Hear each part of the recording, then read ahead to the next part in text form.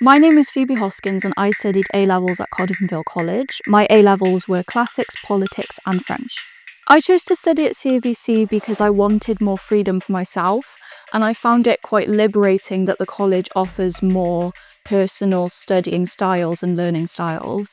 And also they had courses here which I couldn't have done in my secondary school if I had stayed for sixth form. For me, being part of the Scholars Programme was very helpful for preparing for university because through my EPQ, I could choose a subject relevant to what I wanted to study in the future. I kind of gained the idea and the belief in myself that I could actually apply for Oxford.